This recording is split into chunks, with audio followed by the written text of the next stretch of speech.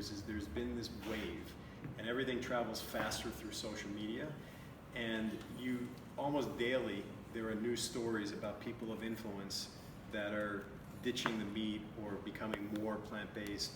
You have James Corbin eating his bacon sandwich, thinking about elephants. You have Drake that goes vegan. You have Khloe Kardashian, when she's pregnant, that decides that she feels she wants to eat more healthy and more plant-based, and on and on and on.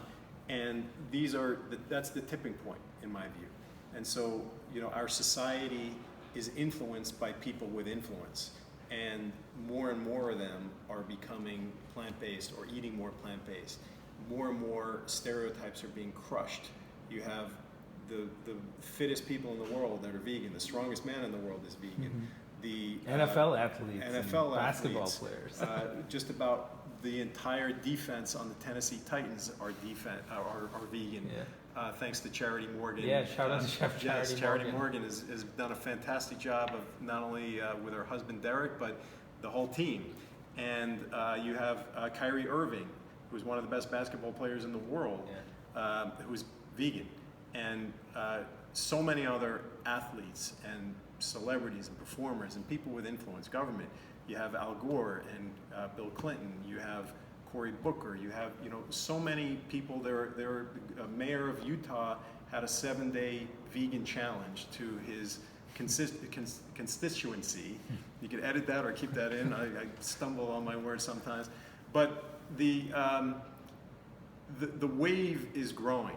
And we're at the tipping point. And so I have more of an optimistic view that there's no turning back. And that wave, whether people have their boots dug in and they think that I'll never eat like that, or I'll never eat that kind of food, when they find out that the food that they could eat because of companies like Beyond Meat and Daiya and hopefully Outstanding Foods becomes one of those iconic companies, that they find that they don't have to make a sacrifice to eat food that's healthier for them, healthier for the animals they don't eat, healthier for the planet, that this wave that's happening will rise even higher and bring more people into the fold.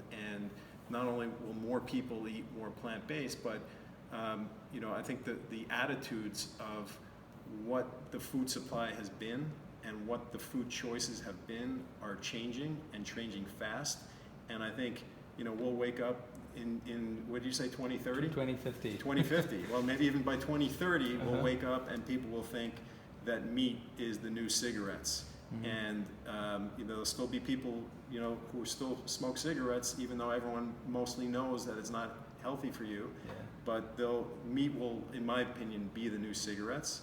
And maybe at some point, be even beyond cigarettes, because you might have a meat-free society at some point. And in a sense, it's not something new, it's something going back to the roots of eating healthy, whole foods.